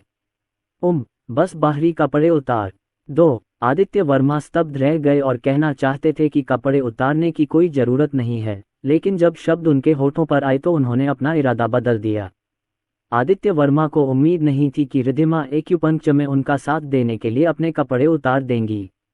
आदित्य वर्मा कहना चाहते थे कि इसकी कोई ज़रूरत नहीं है, लेकिन आदित्य वर्मा ने फिर भी अपना सिर घुमाया और अपने पीछे सरसराहट की आवाज़ सुनी। कोई बात नहीं, चलो। जल्द ही रिद्धिमा की आवाज़ फिर आई, लेकिन आदित्य वर्मा ने फिर से अपना सिर घुमाया और बिस्तर पर एक सुंदर शरीर पड़ा देखा, केवल अंदर के कपड़े पहने हुए, ऊंचे अंक, बर्फ की तरह सफ़ेद त्वचा और अतिरिक्त वसा के निशान के बिना एक सपाट पेट। ये बहुत सही था। ये दृश्य देखकर आदित्य वर्मा के शरीर में तुरंत ही गर्मी की लहर दौड़ गई तथा खून का ज्वार उमड़ पड़ा। फुफकार, ये बहुत ही लुभावना है। सौभाग्य से आदित्य वर्मा पहले से ही अद्भुत आत्मनियंत्रण वाले जिंदन साधक हैं, अन्यथा मुझे डर है कि वे आवेगी हो जाते। अपने हृदय में उमड़ते आवेग को बलपूर्वक दबाते हुए आदित्य वर्मा बिस्तर के किनारे पर सीधा बैठ गया। बिस्तर पर लेटी रिद्धिमा ने अपनी आंखें बंद कर लीं। उसका सुंदर चेहरा शर्म से भर गया था और वह आदित्य वर्मा की ओर देखने की हिम्मत नहीं कर पा रही थी। और आदित्य वर्मा को अब कोई हिचकिचाहट नहीं हुई। फिर मैं शुरू करूंगी। हो सकता है कि इसमें थोड़ी खुजली और दर्द हो, लेकिन यकीन मानिए मैं इसे हल्के में लूंगी और यह जल्द ही खत्म हो जाएगा। आदित्य वर्मा ने फिर सीधे रिद्धिमा से कहा। हाँ, रिद्धिमा ने जवाब दिया, लेकिन फिर भी उसने अपनी आंखें नहीं खोलीं। ये दृश्य देखकर आदित्य वर्मा की आंखों में चमक आ गई। अगले ही क्षण आदित्य वर्मा के शरीर से अचानक एक तीव्र गति उत्पन्न हुई। आदित्य वर्मा ने सीधे साधना की शक्ति को सक्रिय किया। आदित्य वर्मा के हाथ में अचानक एक जैद सुई प्रकट हुई, जो 9 सुइयां थीं। फिर इस जैद सुई पर एक आध्यात्मिक प्रकाश चमक उठा और आदित्य वर्मा की साधना की आध्यात्मिक शक्ति सीधे जैद सुई में इंजेक्ट कर दी गई। अगले ही पल आदित्य वर्मा के हाथ में पकड़ी जैद सुई सीधे रिद्धिमा की छाती में चुभ गई। जब आदित्य वर्मा की पहली जैद सुई डाली गई तो रिद्धिमा को केवल छाती में झुनझुनी महसूस हुई और फिर ऐसा लगा जैसे उसके शरीर में ठंडक प्रवेश कर गई हो। पहली सुई डालने के बाद आदित्य वर्मा ने दूसरी जैद सुई निकाली और जल्दी से डाल दी। जब दूसरी सुई डाली गई तो रिद्धिमा के शरीर में, उसके हृदय में गोकृमि एक कोकून में बदल गया और इस क्षण खतरे को महसूस करते हुए जागृत हुआ प्रतीत हुआ। अगली सांस में गोकृमि ने गति की और रिद्धिमा के हृदय से रक्त और ख्यूई को अवशोषित करना शुरू कर दिया। रिद्धिमा को अचानक दिल दहला देने वाला दर्द महसूस हुआ। वह चीख पड़ी और अपने हाथों से अपनी छाती को ढकने के अलावा कुछ नहीं कर सकी। इसे पकड़ लो, आदित्य वर्मा ने सीधे कहा। एक हाथ ने रिद्धिमा का हाथ दबाया और दूसरे हाथ से तीसरी जैद सुई फिर से प्रकट हुई और फिर सटीक रूप से रिद्धिमा के दिल को फिर से छेद दिया। जब यह जैद सुई डाली गई तो रिद्धिमा के हृदय में मौजूद गोकृमि फिर से उत्तेजित हो गया और वह रिद्धिमा के हृदय से बाहर निकलना चाहता था। हालांकि आदित्य वर्मा इसे कैसे भागने देते। उसके हाथ में मौजूद चौथी जैद सुई बहते पानी की तरह तेजी से नीचे धंस चुकी थी। 4 जैद सुइयां और 4 आध्यात्मिक शक्तियां रिद्धिमा के हृदय में समा गईं और सीधे उस जहरीले कीड़े के चारों ओर एक आध्यात्मिक पिंजरा बना दिया, जिसने कीड़े को फंसा लिया और उसे चारों ओर से भागने में असमर्थ बना दिया। अगले ही क्षण आदित्य वर्मा ने सीधे 5वीं जैद सुई पकड़ ली। 9 स्वर्ग थंडर विधि ने तुरंत काम करना शुरू कर दिया। एक क्षण में बिजली की एक हल्की सी झलक पैदा हुई और जैद की सुई पर फैल गई। हालांकि यह एक छोटा सा अंश ही था, लेकिन इसमें विनाशकारी शक्ति समाहित थी। फिर साधना की एक आध्यात्मिक शक्ति ने वज्र शक्ति को लपेट लिया। आदित्य वर्मा ने सुई को पुनः गिराया और उसे पहले वाली 4 जैद सुइयों के बीच में सटीक रूप से चुभो दिया और यहीं पर जहरीला कीड़ा स्थित था। जैद सुई गिर गई और आध्यात्मिक शक्ति में लिपटी हुई वज्र शक्ति तुरंत रिद्धिमा के हृदय में प्रवेश कर गई और फिर वज्र शक्ति सीधे जहरीले कीड़े पर उतर आई। फुफकार, इस समय जहरीला कीड़ा तेज फुफकारने लगा और तुरंत ही मर गया तथा फिर शुद्ध रक्त ऊर्जा की धारा में बदल गया, जो रिद्धिमा के शरीर के सभी भागों में फैल गई। इस समय रिद्धिमा कराहने से खुद को नहीं रोक सकी। ये दर्दनाक नहीं था, बल्कि आरामदायक था। इस समय ऐसा लग रहा था जैसे उसके शरीर में एक गर्म धारा बह रही हो, जिससे उसका शरीर थोड़ा गर्म हो रहा हो। ठीक है। इसी समय आदित्य वर्मा की आवाज़ फिर से उसके बगल में सुनाई दी। आदित्य वर्मा द्वारा कई ज़ैतसूइयाँ एकत्र की गई थीं। विष निकाल दिया गया। अगले ही पल रिधिमा बिस्तर से उठकर शौचालय में चली गई। उसे केवल यही महसूस हुआ कि उसके शरीर में अशुद्धियां हैं जिन्हें बाहर निकालने की आवश्यकता है। ये तब हुआ जब रिधिमा के शरीर में मौजूद जहरीला कीड़ा आदित्य वर्मा की वज्र शक्ति से मारा गया। कैंगशान पर्वत के दूसरी ओर 200 किलोमीटर दूर एक मियाओजियांग कबीला है। एक बांस की इमारत में एक गंजा युवक पारंपरिक वेशभूषा में पुआल की चटाई पर बैठा था। उसके सामने 2 लकड़ी के प्याले रखे थे। लकड़ी के प्यालों में कुछ छोटे छोटे जहरीले कीड़े रेंग रहे थे। ये बहुत घिनौना लग रहा था, लेकिन गंजे युवक को इसकी आदत हो गई थी। उसकी उंगलियां लकड़ी के कपों में डाल दी गईं और खून बहने लगा।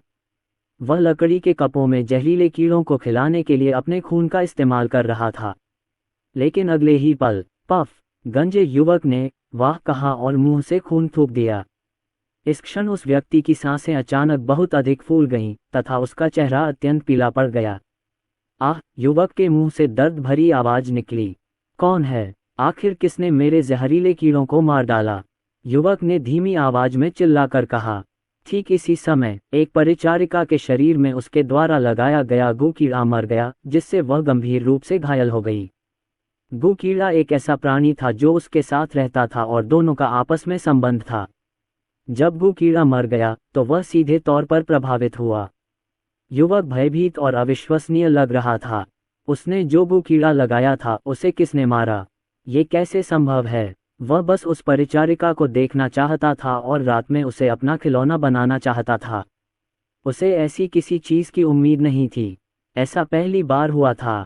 अगले ही क्षण युवक ने गंभीर रूप से घायल होने के तीव्र दर्द को सहन किया, बांस की इमारत को छोड़ दिया और कबीले के भीतर चला गया जहां उसका स्वामी रहता था। होटल में रिधिमा आईने के सामने खड़ी होकर खुद को निहार रही थी। इस पल उसे एक अवर्णनीय सुकून का एहसास हो रहा था। उसे बस यही लग रहा था कि वह पहले से थोड़ी अलग लग रही है। ऐसा लग रहा था कि त्वचा बेहतर हो गई है और पूरा व्यक्ति जवान हो गया है। यह एक छिपे हुए आशीर्वाद की तरह है। ये वह लाभ है जो रिधिमा को जहरीले कीड़े को मारने और रक्त और जीवन शक्ति में परिवर्तन से प्राप्त हुआ। डिंग डोंग, मेजबान को बधाई, आपने सुंदर परिचारिका को जहर को सफलतापूर्वक हटाने में मदद की और आपको जादू टोना और जादू टोना से पुरस्कृत किया जाएगा। लेकिन इस समय सिस्टम प्रॉम्प्ट आदित्य वर्मा के दिमाग में फिर से गूंज उठा। आदित्य वर्मा के दिमाग में भारी मात्रा में जानकारी आ गई। ये जादू टोना और जादू टोना था। आदित्य वर्मा के मन में एक शक्तिशाली संदेश उमड़ पड़ा। यह मानो उपदेश दिया जा रहा था और उसे खुद इसे समझने की भी जरूरत नहीं थी। पल भर में आदित्य वर्मा ने जादू टोने और जादुई गो तकनीक में महारत हासिल कर ली थी। जादू टोना एक अद्भुत आत्मा कारण और प्रभाव तकनीक है जो अंधेरे में एक कनेक्शन के माध्यम से लक्ष्य की किस्मत और जीवन शक्ति को प्रभावित कर सकती है ताकि दूसरे पक्ष को शाप देने के उद्देश्य को प्राप्त किया जा सके। जहां तक जादुई गो तकनीक का सवाल है, ये गो तकनीक है, लेकिन ये कोई साधारण गो तकनीक नहीं है, बल्कि सभी गो तकनीकों का स्रोत है। मालूस गो, पत्थर गो, प्रेम गो, सांप गो, हानि गो, सूजन गो, मिर्गी गो। इस समय सभी प्रकार की गो तकनीकें आदित्य वर्मा द्वारा नियंत्रित थीं। 3000 बेहतरीन तरीके हैं और यह गो तकनीक भी गहन और अद्भुत है। इसका उद्देश्य पशु नियंत्रण तकनीक जैसा ही है, लेकिन पशु नियंत्रण तकनीक का उद्देश्य राक्षस पशु के साथ संबंध स्थापित करना है ताकि राक्षस पशु को अपने उपयोग के लिए नियंत्रित किया जा सके, जबकि यह गो तकनीक केवल गोकृमि को नियंत्रित करने और उसे बिना किसी की जानकारी के लक्ष्य के शरीर में प्रवेश करने देने के लिए है, ताकि दूसरे पक्ष को नियंत्रित करने का उद्देश्य प्राप्त हो सके। आदित्य वर्मा के चेहरे पर मुस्कान आ गई। उसे उम्मीद नहीं थी कि उसे इस जादू टोने में अभी अभी थोड़ी रुचि पैदा हुई है और इस तंत्र ने उसे इस जादू टोने और जादू टोने का इनाम दे दिया है। ये प्रणाली वास्तव में विचारशील है। होटल में कमरे में रिधिमा ने फिर से अपने कपड़े पहन लिए हैं। क्या आप पिछले 2 दिनों में किसी विशेष व्यक्ति से मिले हैं? आदित्य वर्मा ने रिधिमा से फिर पूछा। आदित्य वर्मा की बातें सुनकर रिधिमा फिर चौंक गई। एक पल बाद अचानक उसकी आंखें चौड़ी हो गईं। क्या ये वह आदमी हो सकता है? रिधिमा ने तुरंत कहा। आदित्य वर्मा ने उसकी ओर देखा। रिद्धिमा ने कहना जारी रखा, कल जब मैं प्राचीन शहर में घूम रहा था, धूप सेक रहा था और चाय पी रहा था, तो मेरे बगल में म्याओजियांग का एक लड़का मुझे घूर रहा था। रिद्धिमा को कल का दृश्य याद आ गया। वह लड़का उसके सामने बैठा था, उसे लगातार घूर रहा था, मुस्कुरा रहा था। अब उस बारे में सोचकर रिद्धिमा के मन में एक अजीब सा डर बैठ गया। रिद्धिमा की बातें सुनकर आदित्य वर्मा की आंखें अचानक दबा गईं। आदित्य वर्मा को पहले से ही यह अंदेशा था कि वह उस व्यक्ति से मिल सकता है जिसने रिद्धिमा पर जहर डाला था। अगर वह सचमुच उससे मिल लेता तो उसे इस मामले को सुलझाने में कोई आपत्ति नहीं होती। लड़कियों को नुकसान पहुंचाने वाले ऐसे आदमी का दुनिया में रहना पाप था। चूंकि सब ठीक है, तो फिर आप आराम करें, मैं थोड़ी देर के लिए बाहर जाऊंगा। आदित्य वर्मा ने फिर सीधे रिद्धिमा से कहा। आह, तुम कहाँ जा रहे हो? रिद्धिमा पूछे बिना नहीं रह सकी। कुछ करने के लिए आदित्य वर्मा ने सीधे कहा कि इस बार दक्षिणी शिंजियांग आने का मुख्य उद्देश्य कीमिया के लिए एक कड़ाही ढूंढना था, इसलिए आदित्य वर्मा वान कैंगशान जाने वाले थे। ठीक है, जब तुम्हारा काम हो जाए तो मुझे बताना, मैं तुम्हारा इंतजार करूंगा। रिद्धिमा ने फिर सिर हिलाया। ठीक है। आदित्य वर्मा मुस्कुराए और सीधे चले गए। आदित्य वर्मा होटल से सीधे निकलकर प्राचीन शहर की ओर चले गए। दाली प्राचीन शहर भारत का एक बहुत प्रसिद्ध प्राचीन शहर है। जियागुआन हवा, शांगगुआन फूल, कांगशान बर्फ, रात झील, चंद्रमा। आदित्य वर्मा प्राचीन शहर दाली में घूम रहे थे और हर तरफ खुशहाली का नज़ारा था। दुनिया भर से पर्यटकों का तांता लगा हुआ था और उनके कानों में मधुर और लयबद्ध धुनें गूंज रही थीं। आदित्य वर्मा प्राचीन शहर के एक छोर से दूसरे छोर तक पैदल चले, प्राचीन शहर से गुजरकर कैंगशान जाने की तैयारी में। इस कैंगशान को पार करके ही वह दक्षिणी शिंजियांग के कबीलों और कुलों के क्षेत्र में प्रवेश कर सकते थे। माफ कीजिए, क्या आपने इस लड़की को देखा है? जैसे ही आदित्य वर्मा प्राचीन शहर में टहल रहे थे, भीड़ से एक आवाज आई। आदित्य वर्मा ने आवाज की दिशा में देखा और 50 वर्ष की उम्र की एक महिला को देखा, जिसके बाल सफ़ेद थे और उसके हाथ में कुछ छपी हुई तस्वीरें थीं, और उसने अपने बगल में खड़े लोगों से पूछा, नहीं नहीं, माफ़ कीजिए, क्या आपने इस लड़की को देखा है? नहीं, माफ़ करें, महिला अपने बगल में खड़े लोगों से पूछती रही। उसकी आवाज़ थकान से भरी थी, लेकिन फिर भी वह लोगों से पूछती रही, स्पष्ट रूप से किसी को ढूंढ रही थी, लेकिन इन लोगों ने उसे कभी नहीं देखा था। ये दृश्य देखकर आदित्य वर्मा की आंखें थोड़ी सिकुड़ गईं। अधेड़ उम्र की महिला की आंखें निराशा से भरी थीं, लेकिन उसने हार नहीं मानी। अगले ही पल अधेड़ उम्र की महिला उनके पास आए और आदित्य वर्मा से पूछा, क्या तुमने चित्र में लड़की को देखा है? अधेड़ उम्र की महिला ने अपने हाथ में छपी तस्वीर दिखाते हुए आदित्य वर्मा से पूछा। आदित्य वर्मा ने देखा कि तस्वीर में एक सुंदर लड़की, लगभग 20 वर्ष की, सुंदर कपड़े पहने हुए थी। ये स्पष्टतः एक गुमशुदा व्यक्ति का नोटिस है। आदित्य वर्मा ने सिर हिलाकर पूछा, आंटी, क्या हुआ? आदित्य वर्मा को गुमशुदा व्यक्ति का नोटिस देखकर सामान्य स्थिति का पता था, लेकिन वह विवरण जानना चाहते थे। मेरी बेटी लापता है, मैं उसे 10 दिनों से ज्यादा समय से ढूंढ रहा हूँ। वाह वाह वाह, वह तो बस इस प्राचीन शहर में कुछ देर खेलने आई थी। वह केवल 20 वर्ष की है। आदित्य वर्मा का प्रश्न सुनकर अधेड़ महिला की भावनाएं अचानक उत्तेजित हो गईं और वह खुद को रोने से नहीं रोक सकी। पता चला कि उसकी बेटी ही गायब थी। क्या आपने पुलिस से संपर्क किया? आदित्य वर्मा ने फिर पूछा। मैंने तो खोज लिया, लेकिन पुलिस भी उसे नहीं ढूंढ पाई। 10 दिन से ज्यादा हो गए हैं और अभी तक कोई खबर नहीं है।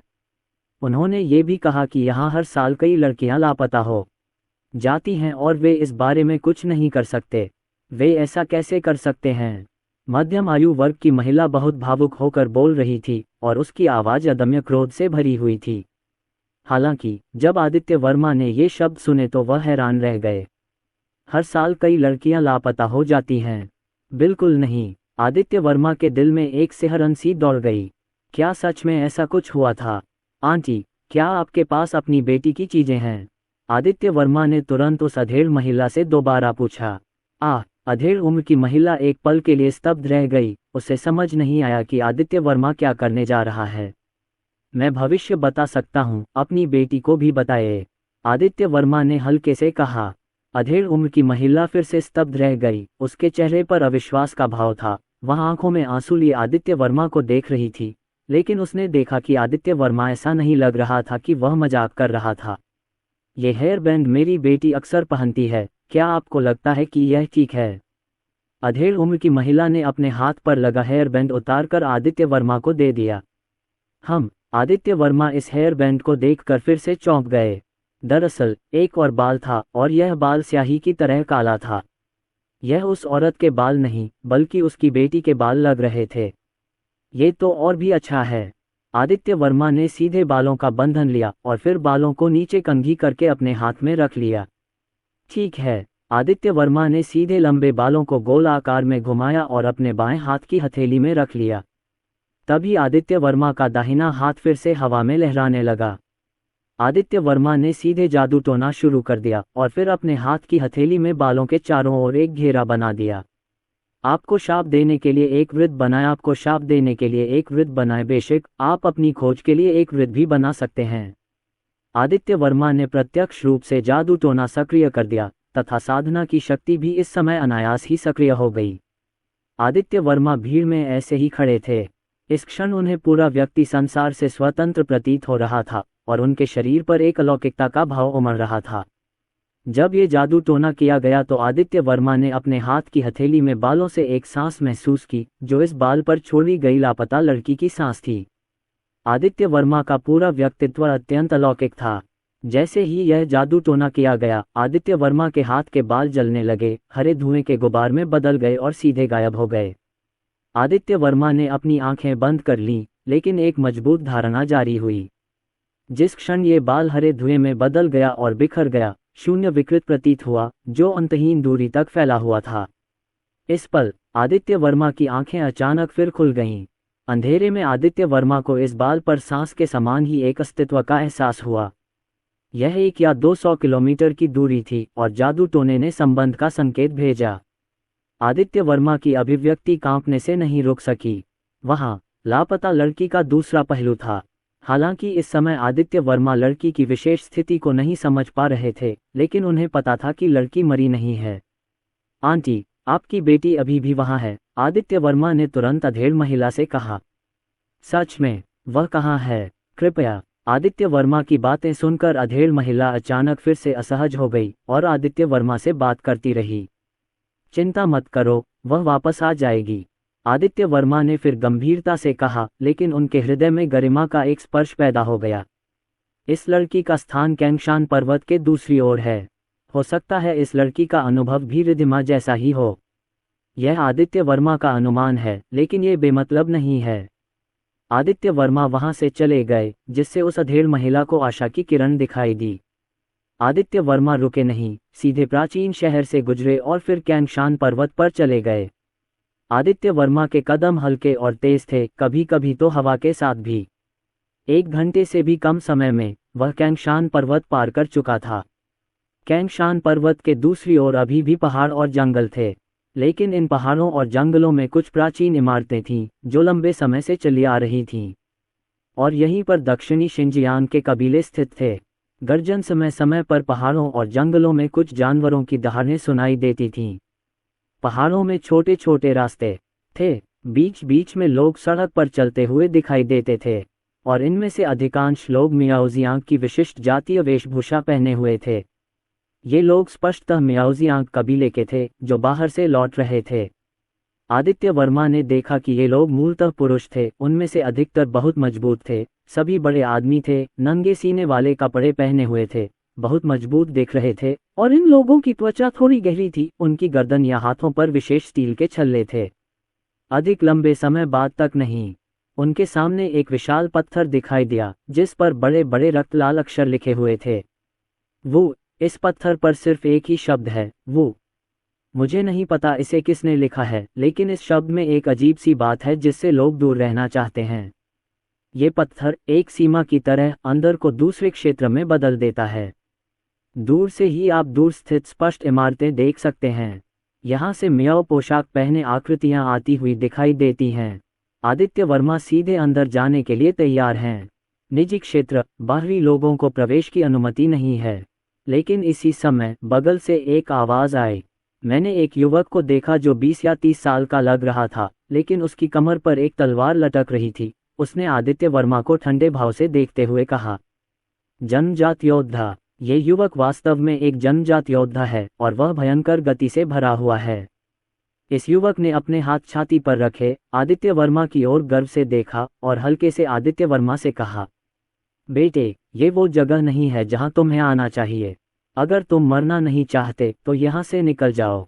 आदित्य वर्मा ने थोड़ा सा मुंह बनाया। ये सचमुच पागलपन है। आदित्य वर्मा ने कुछ नहीं कहा, लेकिन उसकी आंखों में चमक आ गई और वह 2 कदम सीधे अंदर चला गया। क्या आप मौत की तलाश में हैं? इस समय युवक ने यह दृश्य देखा और तुरंत क्रोधित हो गया और कठोर स्वर में आदित्य वर्मा से कहा।